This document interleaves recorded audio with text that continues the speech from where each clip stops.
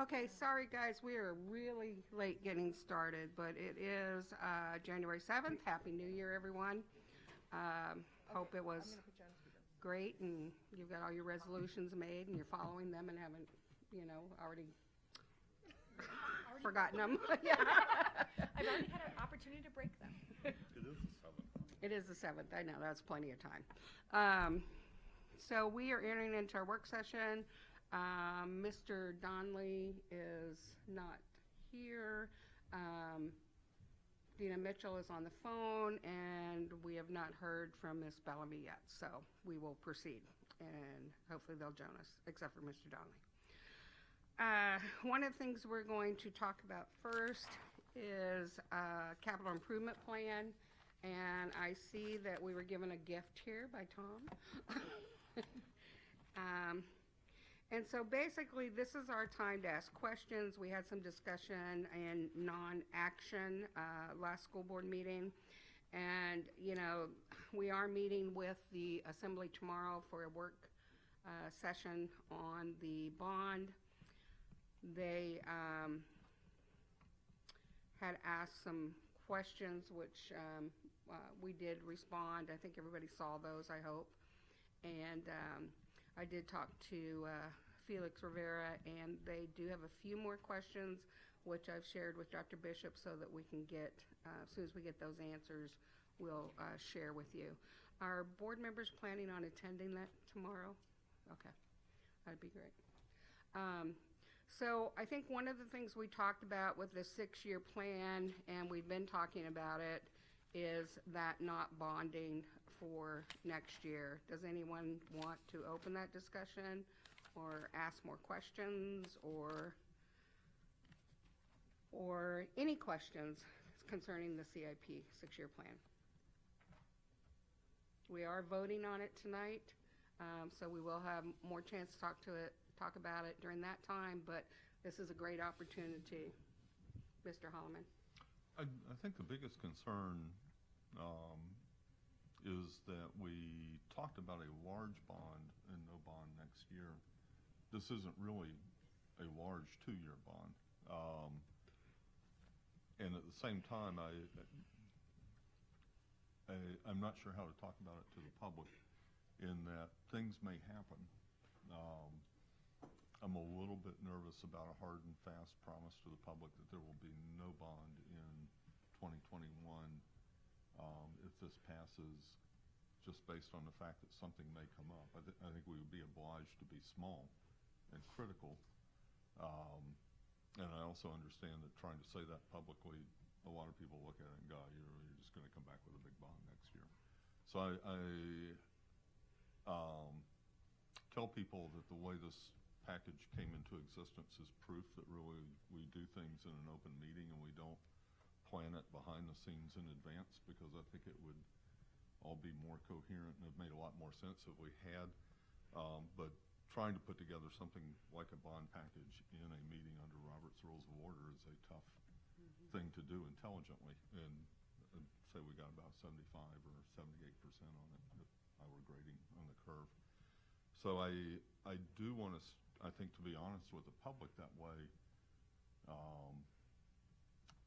and I'm not sure how to say it to them either. So I think a hard and fast promise that we won't be back with anything next year may hamstring us. Can we word or put wording in there to, yeah?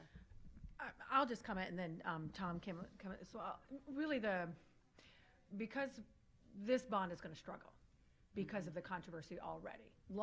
Every item on it has some controversy, and the not going back was probably the one issue of the saving grace to sell this bond. Because if it doesn't, the work in Eagle River Chugac and getting those schools back online is what suffers the most in our planning and displacement of children and the works. And so I would say, and I'm going to, Tom and I haven't talked, so I'm not sure what he was going to say, but I just felt confident that given the controversy, because anytime there's controversy, people just want to say, oh no, I'm kind of whatever they heard. So this was something that could really be positive, that it's conservative planning. It is very conservative because it's well under, upwards of 330 million rather, not 330 million under the retirement in 2 years. So it's it would meet the needs of our population, I think, in looking at how does the district spend. Now, of course, an emergency might come up, but the selling point was that this is a great deal for you. This is a great deal for our city, and without it, I think that we may not have any bond, and that's why we stand next to it, even though it is not a huge bond. It could stand by itself, actually, in any other given year, but because of all those things, that was really, so I just wanted to share that. Thank you, Dr. Bishop. And if I might just add a couple of points to Member Holloman's comments. So I would say, truth as we know it now, this is the right bond. And I'll come back to, I think from a strategic standpoint, the fact that it would be a 2-year bond, that it is, in the context of 2 years, it's not a large bond package, but I think it's shaping conditions so when the district comes back in 2022, having done a multi-year bond, that the public will be more receptive when the district is asking for what could be a significantly higher amount to get after deferred maintenance. And I think you make a great point in that, in the court of public opinion, truth as we know it now is this would be a 2-year bond. But I think in the court of public opinion, were there to be another earthquake or some other exigent event that were to completely change the dynamic like the 2018 earthquake did to our 6-year plan, then I think the public would understand that and not hold the district to what it had promised given what we know and understand now.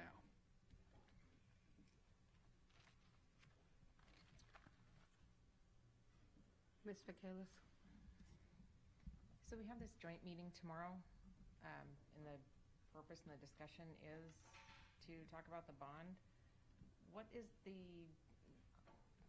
administration and those that have had conversations think that this bond is going to stand as it is, or that it is going to get potentially kicked back for editing or reconfiguration? Our latest investigation, both President Morissette as well as our team have talked that they're going to leave this alone. They have some concerns. Most of them actually are from Crystal Kennedy, and we continue to answer the same question over and over again. So I don't know why it keeps popping back. Others don't have as critical concern as she did, because when we actually narrowed it down to who is it, in speaking with administration, it's again about FEMA, and I mean their understanding of FEMA and our understanding is very different, and so we're going to work to that end, and Tom and Jim and George and Tom spend some time with administration and say, tell us what the issues are, what's coming from, and there wasn't as solid as of big issues that we thought, and I think President Morissette found out the same thing. Yeah, I spoke with Felix, and there was a group, he said, that were like, they're okay with it, just let it go. Then there was another group that was concerned about the FEMA. They wanted to know why we were bonding when we're getting FEMA money. Well, we don't know that we're getting FEMA money, and we don't know how long it'll be. And then they had heard through the rumor mill that maybe there would be something in the legislative, that somebody do a supplementary budget for earthquake repairs. I actually emailed that person personally and have not received any response. And the other one was that it? Just spending, Yeah. Through the president, just being very clear about, and then there's some idea that previous bonds that we've done, we've taken and we haven't spent for what they were, and those previous bonds were state reimbursement bonds, and there is high auditing on that, and if you had excess money left over, say something came under projection and it was for a roof, you could pool all your roof things, but you always had to go back to deed to get approval and the council. I mean, it just doesn't happen. You can't just take the money. The only time I believe that, in my experience, that it's been opened up was right after the earthquake. The governor said, to the commissioner, give them permission to whatever money is out there in a bond to be able to use it for earthquake. We did not at that time, I don't believe. We kept our projects, knowing, plus that extra 4 million just for earthquake. But that was the only time that I ever think that it was like carte blanche, it was open. Prior to that, because all the prior bonds were debt reimbursement. They're so structured. It's actually difficult to get permission to do it for something else. It's kind of funny. One of the things was they wanted us to put stronger language in our bond proposal, which is, it's already there, but they wanted us to put it in there to cover that we weren't just taking the money and spending it on whatever we wanted to, which is not what we're doing. So that is kind of the gist. He said that everybody was pretty much on board with letting it go until the FEMA thing came up, and then it got everybody all excited again. So to be honest with you, maybe you have a better feel than I do, but right now I couldn't tell you if I would assume that they'll let it go through, but they have more questions, and I don't know, because there is, when an assembly person, I think we just need to do some education on the part of the assembly with school board and bonds and that sort of thing. When assembly members think that we own our buildings and they don't, there's just some education that needs to happen. So that I think that's where we're at. And Madam President, we do have just additional information and just an update in regard to FEMA. And if Tom can share again, it is this insurance is just a pickle. You want to share where it is right now? And I'll ask George if you would. So we are still in the coordination phase with our insurance brokers, risk consulting, as well as with FEMA on this topic of insurance. And I'll ask George to talk the specifics, but in short, right now what the district has been offered from insurance providers is up to $10 million of insurance, earthquake insurance, against what we assess right now to be about $54 million in earthquake-specific damages. The premium that we've been quoted so far is $1.8 million per year for that $10 million of earthquake coverage. What we've not really pursued yet with, although we've entered into dialogue with the Director of Insurance for the state, is this concept of a waiver that the director could request from FEMA. And what we opine from that is that, if this were to happen, one, it would take quite some time. And two, were it to happen, we would still be obligated to carry an amount of coverage that the district could acquire. And if you think about 10 million at 1.8 million per year in perpetuity, that's really not, what we would probably not come forward to the board recommending that we take that deal. So, George, I'm going to pass to you to talk more. George has been more intimately engaged in these negotiations and discussions. So initially what we did is we sent up a trial balloon, and we went forward to our broker, Risk is the name of the broker, and we gave them a dollar amount, and that dollar amount was what we knew at the time, and that was based on the 15 schools that had assessments done, and they basically were costed. So we used that number just to try to get an order of magnitude as to what that could cost the district. Since then, we've been able to get cost figures for all of the schools, so all 82 schools / facilities, and we went ahead and submitted that to them, and they have floated that out to all the different carriers.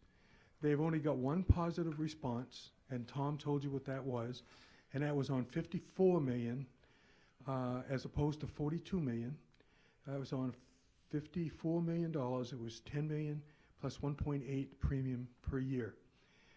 Now, what Risk is doing, the broker, is they're going out to all those carriers that they did not hear from, that did not give them a decline, and seeing if they can get them to weigh in. They're also meeting this week with Lloyd's of London. Now, the last time around, Lloyd's of London basically declined. So they're meeting with Lloyd's of London this week in London because they had to be there anyway. and seeing if they could go ahead and get them to participate in some way, either as excess or as a carrier. Now, the unfortunate piece is if other entities chime in and say, okay, we'll cover for 10 million, we'll cover for 10 million, and if the rate or the premium is the same as what we're getting for this 10 million, holy moly. I mean, now we're up to some pretty significantly big dollars. And from a cost-benefit analysis, it's probably not something that the district wants to participate in with those type of strings. By the same token, they could come back and we could get no other takers, and the only thing on the table is $10 million. Now, with that $10 million, or whatever we get from the broker, we will go to the Director of Insurance, and Risk will go with us, the broker will go with us, and show them the due diligence that was done to be able to come up with insurance to cover the $54 million in damage.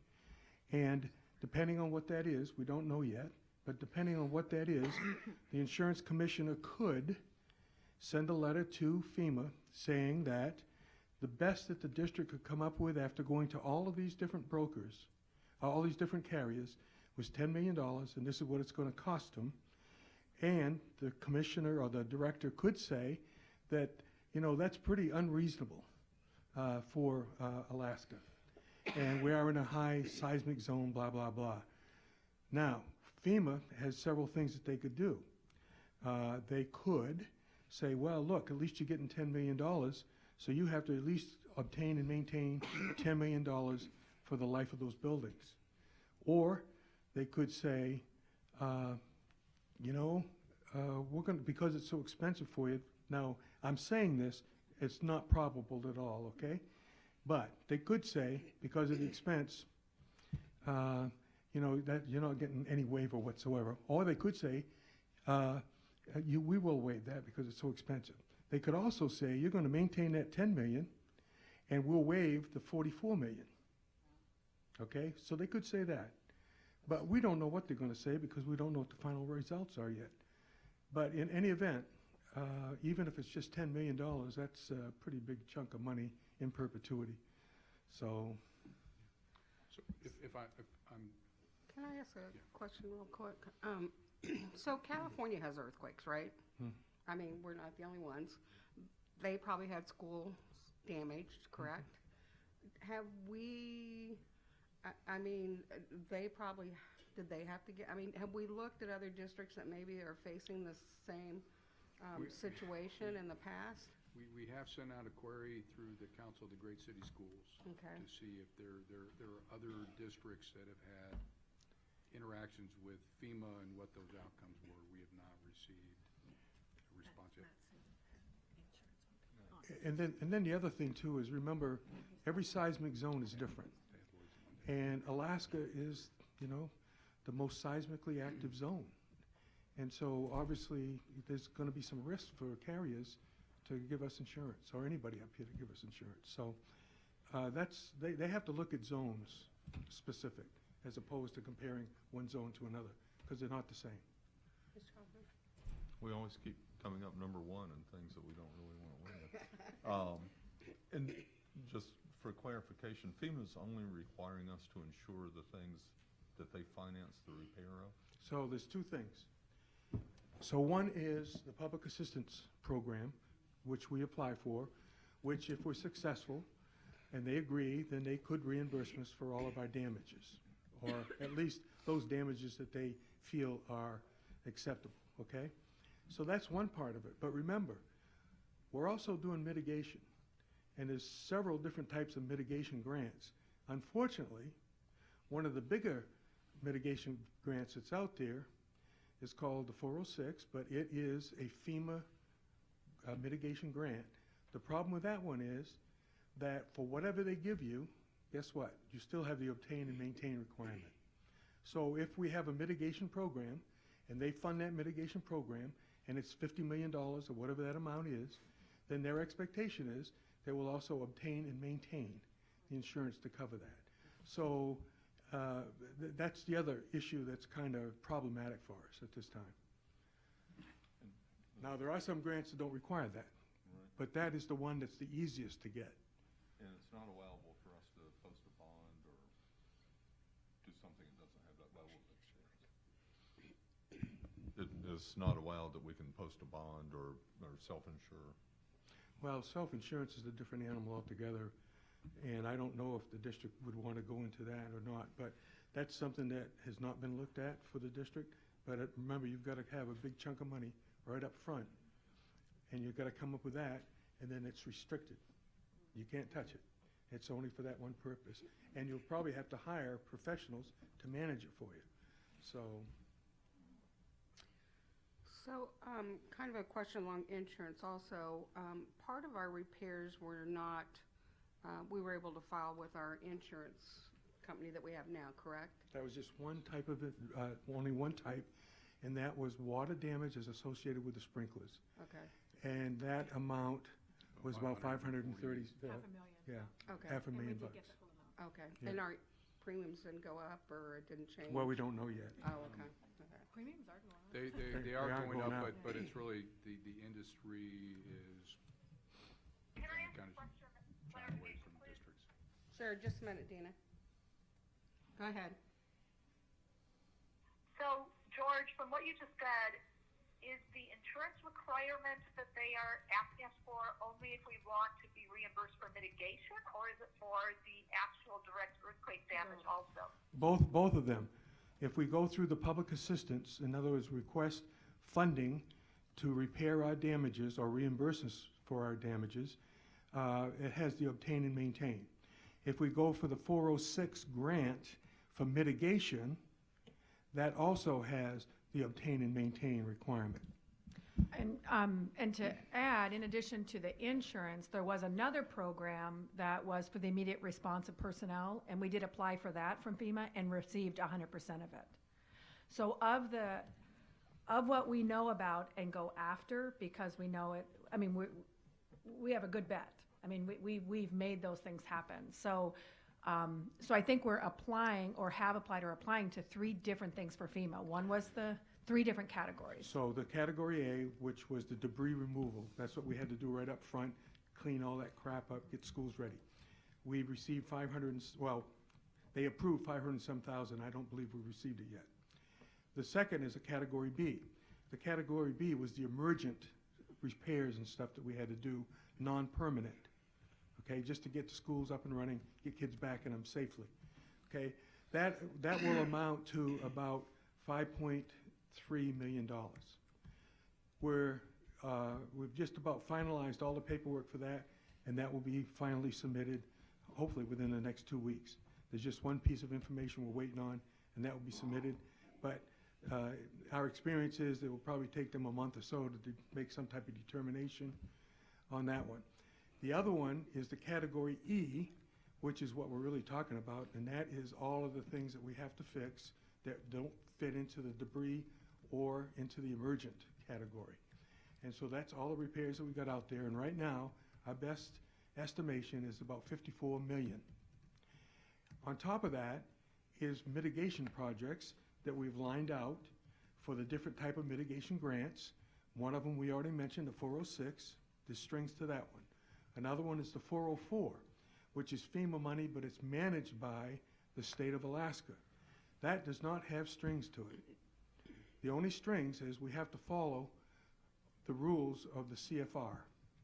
And there's some pretty stringent rules in that CFR, and I think you'll probably hear about them at some other point.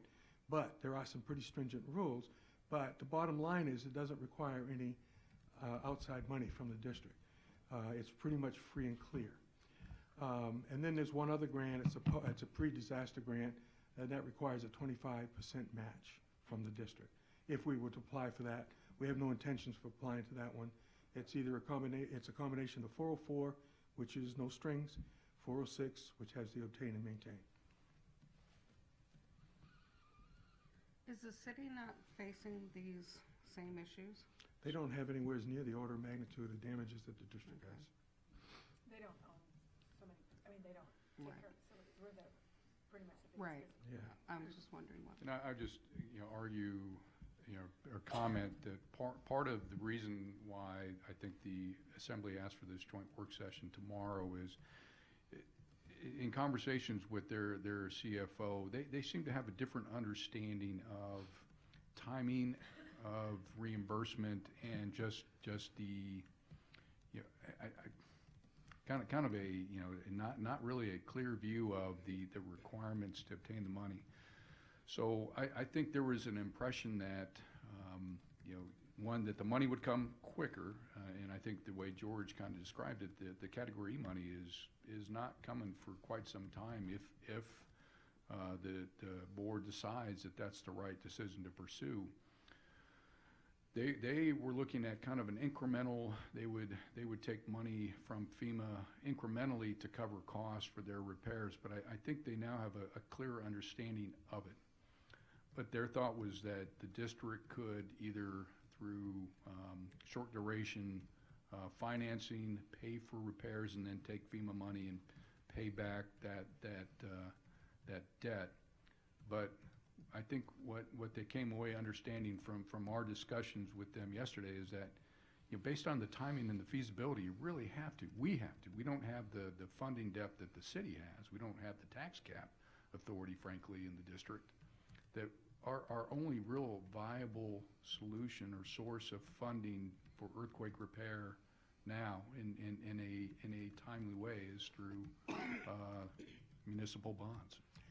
And the district made that decision, you know, fully understanding, you know, what you can and can't get for FEMA, also the timing of these incremental payments, if that's the route that the district wanted to go. The most important thing at the time, and I think you all remember this because we discussed it, is we've got to get these schools up and running, we've got to get these kids back in school, and we've got to get these 2 schools that are down back in operation.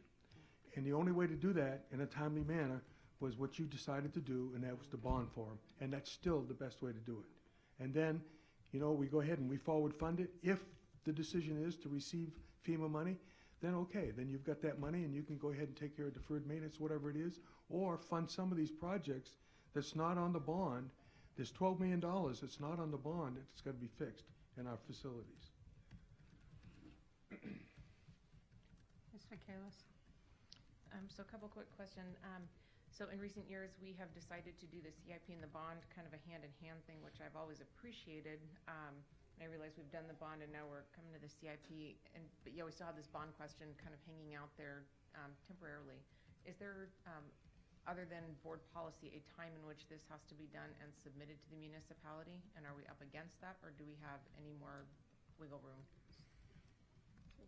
So the timing, we do have a requirement that unlike the bond that the city, the assembly approves, the assembly does not approve the 6-year plan, but we do have a requirement. I believe it's by end of February to end of March to provide.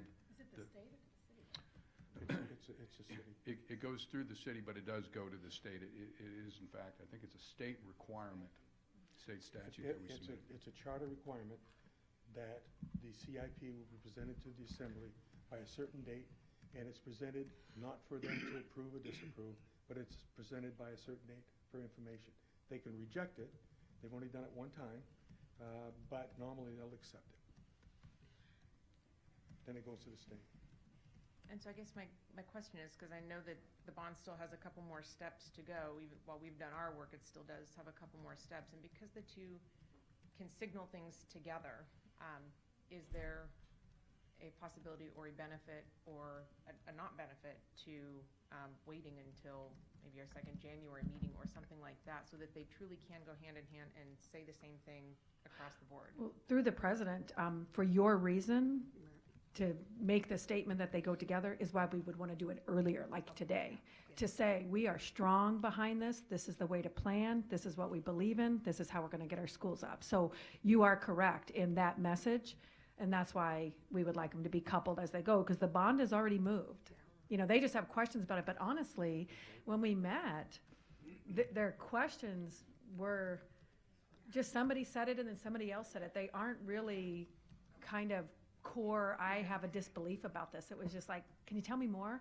And again, it was more about their non-understanding of FEMA on their side than it was on ours.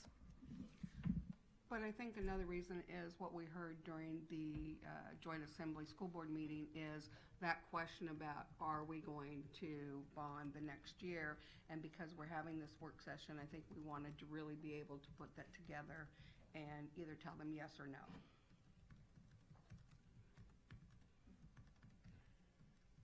Honestly, it's the sell. We are already on rocky waters. If there are rocky waters, we're already on like troubled waters. And only for the reason that anytime that there's controversy, Yes. anything, it's just easy to say, nope, I'm not gonna do that one. You know, it's just easy.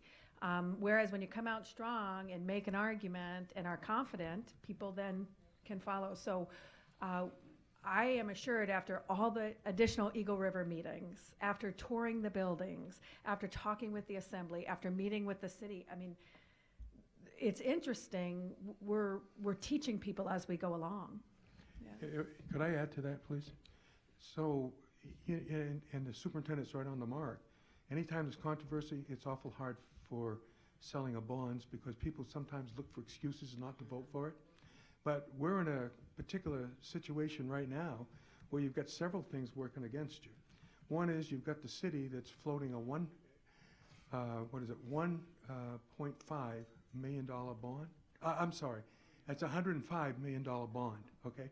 $105 million bond. That is the largest bond that they've tried for years and years and years, on top of our 82. So we got to have some type of strategy or selling point for the public. Yes, the district's going in for 82. However, it's well under what we would have paid off in 2 years, and we won't come back to you because we're going to work and try to get all these things fixed the best we can during this period of time. Number two, you've got the Gruning, Chugach High School issue and Eagle River High School issue, and all of them have their own separate issues. But you've got that floating out there, and the public is aware of that. And then the third thing that you've got is the Aquarian Charter School, because you've got people, and we've heard it since it was approved. We've heard people say, why is it on there? So those are things right now that the district has to be able to compensate for so that we can prove to people that this is the right bond and this is how we're going to go about it. And in all honesty, the best way and the best thing that you have available to you to sell that is a 2-year bond. And one thing you left off, George, is the debt bond reimbursement. That's going to increase taxes too this time. So that's another. Yeah, that's true. I mean, the public's going to be hit hard. Yeah. So I just think that, collectively that's the right decision. So are there any more questions? We will be voting on this tonight. So if there's, we do have another chance to talk about it when it's up for the vote. But I just wanted to put it out on the table and be able to give us time to discuss it. So if there is nothing else. So this is Dina again. Oh, sure. Actually walking. Sure, Dina. There 1 second, but I guess I'm very concerned about the backlog of work on our buildings, particularly the security issues. And I guess if Tom and his group feel that this is the best way to go, and we can put off a lot of that work that we've been putting off. I'm just really concerned about that. And again, when I voted for this bond, I did not think it was going to be immigrants. Madam President, there she is, yeah. I kind of cut out. I think we just lost her. We totally understand that. We understand that of the needs out there, the maintenance. We absolutely understand that. Because of all the issues, we are at a point that we might not have a bond at all. And so 82 million over 2 years is better than 0 over 2 years. Yeah. Because next year will become more difficult in our state, I believe. So, and we have 2 whole schools sitting out there that will just be on hold. An additional agitation in the community. It's just going to become more and more difficult to pass it with that agitation. So it's not perfect, but you do the best you can with what you have where you are. Teddy Roosevelt. Sure. So I guess the question then is there a way to reduce this bond and yet get everything we need to get done this year and not make the promise of no bond next year. That would be another alternative, right? Yeah, except we've already voted on the bond. But that's more controversy. Yeah. That's more controversy. You know, you made a pretty darn good decision. Stick with it. Let us sell your bond. Yeah. We're ready. And if I might just add, so one of the sentiments that was conveyed to us yesterday was that the assembly, as a group, is deferring to the school board, your decision, your proposal. So I don't think they're going to come and try to change anything in that regard. Again, I'm with Dr. Bishop. I'm pretty confident, and I'm kind of anxious to release the Aquarian group on the public to lobby. I mean, we're kind of strange bedfellows, but I mean, there are some advantages to that. But I think the sooner we get out, they're going to vote on this a week from tonight, and I think they're going to vote yes. So, I mean, I'm ready to jump on it and get behind it, and let's make it happen. And to clarify, as a school official and our employee roles, during the day we share information about the bond, but on our personal time, we are absolutely allowed to sell. And so we will be doing that ourselves after we're off the clock. Thanks. Yes. So along those lines, I've also heard, people saying that they will not, Eagle River folks saying they're not going to support the bond. And given that the bulk of this money is for Eagle River and Chugiak, I'm concerned about that as well. That is concerning, and the Madam, actually that's a great point, because it's really the rest of Anchorage. Eagle River generally doesn't pass any of their bonds or any of Anchorage's bonds. They have a pretty much no pass history, and so them not passing is not I mean, that's already a given because that's their trend. However, the rest of Anchorage, understanding that there's controversy there, that's where the issue is the rest of Anchorage. Eagle River, the other 5/6 of the population of the state or the city has always passed Eagle River bonds. Last year we had a precinct pass a bond that had a school in it that had earthquake, but generally they don't, Dina. I mean, honestly, but that's a good point because of the rest of Anchorage. Maybe they'll see that. Well, I have to agree with what's been presented, that I don't see, and I've spoken with at the hockey rinks, a lot of conversation about the bond, and I think the only way that we can do this and sell it is not to have a bond next year. Because, our bonds have been, 50, 55 million. It doesn't matter that we retired more debt in 2 years. They just look at that, and I think, is it 89 or 82? That's all they look at, is that you're going from 50 to 82. That's a big jump. And it is going to be difficult, and maybe as a board and district we could, or maybe as a board we can put some verbiage together that we could use that would help board members if that is necessary. But I'm in agreement. I'll be supporting no bond next year. Ms. Hildy? Well, I love multi-year bonds, and while this might not be my perfect one for some of the reasons Ms. Mitchell mentioned, just imagine if we don't have this meeting next year, friends.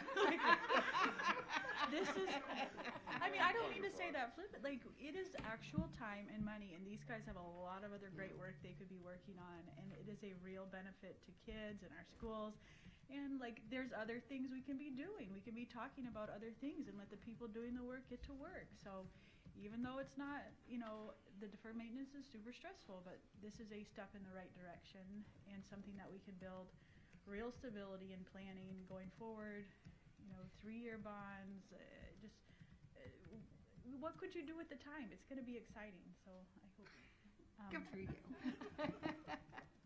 Good positive. All right, so if there's nothing else on the bond, I'd like to move forward with the budget. We don't have much time, but I know maybe some board members have some questions. I do. Okay. But do you have something you need to say first, Jim?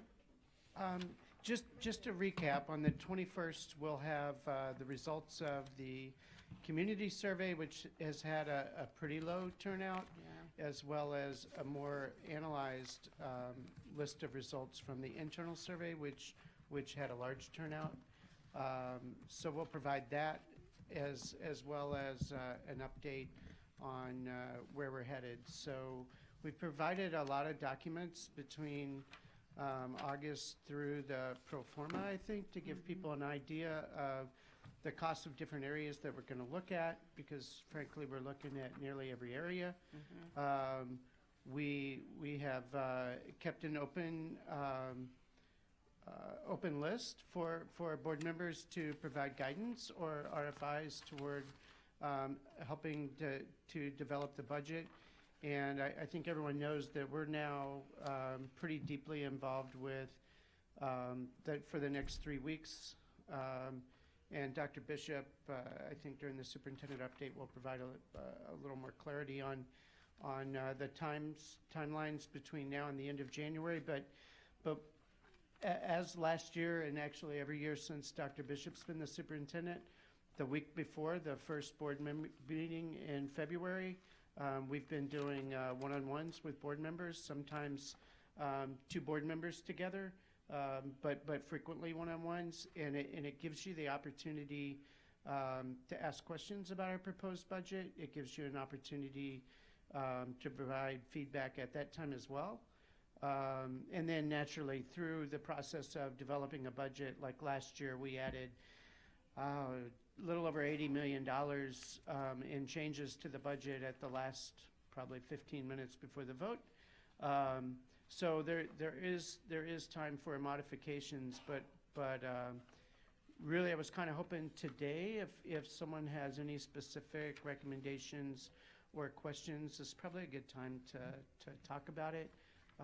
As we're now in the build, trying to pull something together so we can have the budget books and everything else ready for one-on-ones by the last week in January. And I can add, Jim, one of those that was already given and that we're looking at and put the challenge back to staff to think about it was about counselors and just other maybe behavioral specialists, maybe health, social workers. So we're really, those challenges that you've offered us, we're then spreading it out in the organization to say, what are some like ways that we could, we're not really a revenue generating organization, it's based on our ADM, but we're looking at, I think, member Hildy commented on this like before, like innovative ways to do something that we haven't done before and we don't have to do this. So that's just one example that's already been forwarded, but any example you have of that, we really will put it through the grind and come up with some different solutions that perhaps the board could consider. And that's what really this is about. And Jim is asking like,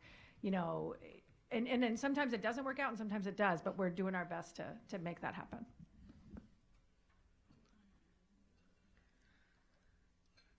So I had some questions about, I'm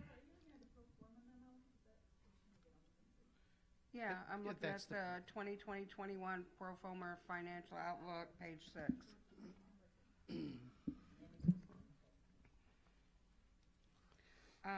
And what I was looking at was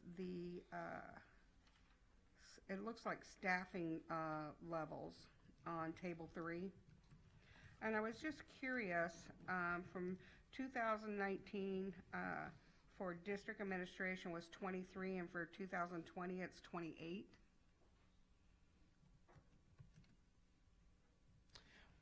I do know that there were significant numbers of cuts, and I'll just give one or two examples.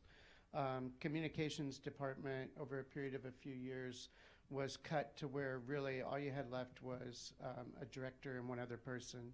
And then within the past few years, as we finally reached the point where we really weren't even accomplishing the mission that the board expected, then positions were added back, and some in teaching and learning and some other areas. And it really was a result of really for a few years, an admin cut without understanding the impacts of those reductions, And the reality is the district still had to operate. And I think we added back Robert and I think one other right before the earthquake. And I think the board, that was towards the end of our fixing communications. And I think the board saw the huge difference between what that department was able to do versus just answer RFIs to the public. And so there was some spattering in some departments where, unfortunately, sometimes with the best of intentions, a reduction is made, only to find out later that the district still had to operate. Some of these, so the funding, for instance, we're going to have one this year where we reorganized, say, King Tech and the college, because they had a principal. Well, we put the principalship under King Tech, took that assistant principal, and it remained an assistant principal to service schools, but because that position is located in Kirsten's office, then that is a support here. So then it's relocated here, but the funds came from administration of schools. They still serve schools, but because they're located here, under the state rules, we have to have them here. So we can give you those exact positions. Another one that is a change is the equity position. It was pulled out to create something separate. The volunteer position that was under elementary, under a school, that was under the preschool. It now was moved out into equity, and so now it shows up in administration. So these are positions, a lot of these are positions that we've had. We've just recoded them, and then when you recode them, you have to go by the state chart of accounts because people are doing different work. But we can get a list of those. Yeah. And then, not to complicate it further, but in this is the same time frame we took web communications out of IT, put it in out of communications, put it in IT, and so and then the next year put it back. So, there really is. There've been several attempts to try to do more with less, only to find out that at sometimes what you ended up doing is not doing. And so that's one of them where you had the entire web comms move out of admin into IT, back into admin, making it appear that there were true growths. But yeah. I just think it's helpful as a board for us to be able, because people always question district administration. Mm-hmm. And so to have those answers, it's good for us to be able to respond. The other one I had a question on is support services for students. And this is actually 2018, 2019, but we have steadily, like 2016, and I'm not sure student services for students, if that's TAs, nurses, I don't know what that is for sure. Predominantly nurses and security personnel and noon duties. Oh, okay. So that doesn't include TAs then? No, ma'am. Okay. All right. And That's instructional support, right? TAs would be instructional support. that's Or support direct services and instruction. instruction? Okay. They're under instruction, because Yeah. they're direct work with students. Okay. Specialist That's what I thought, but I just wanted to make sure that was clear. And then I did look, actually, without having, I kind of went back to, let's see if it's in here.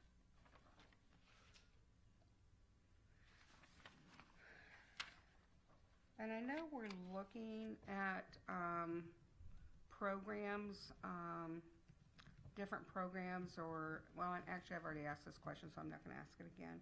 But one of the things, and it'll be interesting for me, I know we've got priorities and we put counselors, but one of the things I'm kind of looking at too is some of our line items, and without having, I went back and looked at last year's, but, until I have that for this year, it's hard for me to see what we're doing in line items. Like I actually was looking at travel,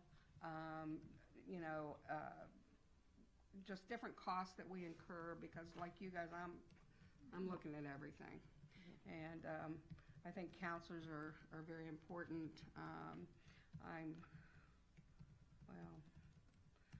I'll let you guys come back with some I have some thoughts, but I'd rather you guys come back with recommendations and then we talk about them. Yeah. So when do we normally get the the last week in January is Okay. when we schedule the week before the board sees it in non-action. Okay. Is the week that we do the one-on-ones and see if we can clean some stuff up, or at least And we'll have the At big least- book. we won't. We'll be building the books while we're talking to you. So we won't have the books yet, but we'll have some products so you can see the changes from years prior. Okay. But that really is the week we're building the Okay. budget book. But, Madam President, would you like, if you name like certain items, we can certainly give you the cost to that. So if it's travel, that one's tricky because some is like title, some is non-title. We'd have to share where the source was. Was it grant sourced or not? Because a lot of the grants, you have to go to their, so Right. but we can provide that. So if there's things like that that'll help, just let us know, because then we can drill it down. Some of the other presentations have been, what's the total cost for a certain, function that we do? And we've just provided that total cost, but if needed, we can break it down more. So what I've started doing is just going through last year's to identify any areas that I might be curious about. And so then that I can bring with me when we have our one-on-one. Right. Okay. But what might be better Or- is to send an email prior to. Oh, yeah, ahead of time, right, yeah.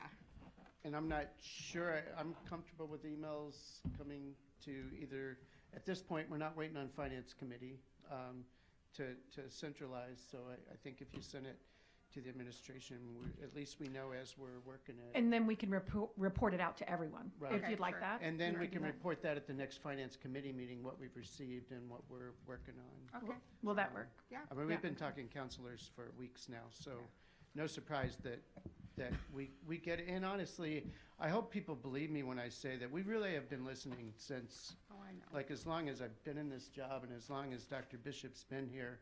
We really don't wait until the first week in January and say, okay, what do we got? I mean, we've been talking some things for over 2 months now, trying to figure out some creative way to make progress in an initiative that's been brought up that we already know, quite honestly, most of the questions that are going to be asked, and we might be surprised. I mean, it's not a challenge.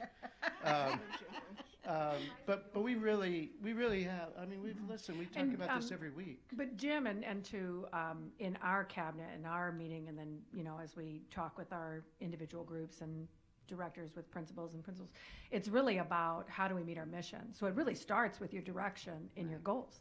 Right. What do you want for children of our district? That's how we prioritize. And so when our funding matches what you say you want, then we have a great budget. And that's really where it starts. And then it gets drilled down into those things that Jim has to find out how much things cost.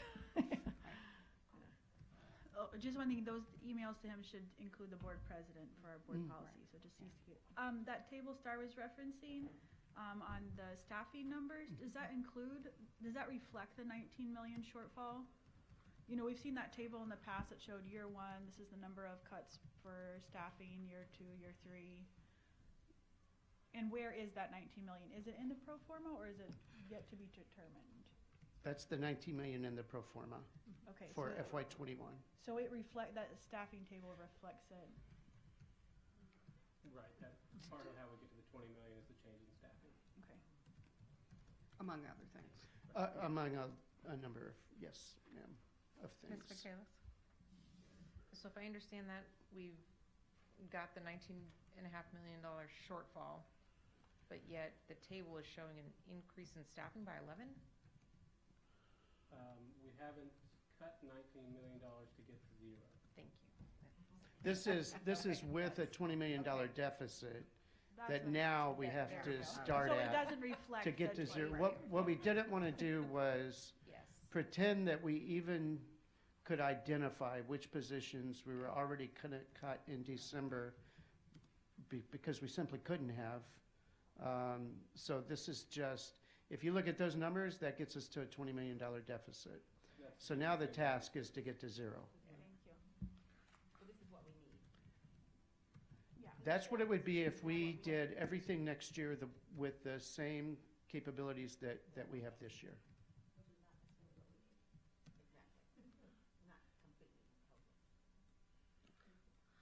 Okay, well, it is now 5 after 5. I hate to cut this off, but we are going to have our Denali presentation at 5:30, and I think we have a quick I keep losing everything. Executive session? Oh, executive session. Oh, yes, yes. Dina Mitchell and Margot Bellamy have joined us for the work session. And Dave Donnelly is excused. Do we have anything? No. Okay. It was all just right. a dinner break. Okay, okay. So at this time, I'm going to, do we have a motion to adjourn the work session? Okay, work session is adjourned. We'll move into dinner break. Yeah, there was something I was going to bring up during this time. Say that again?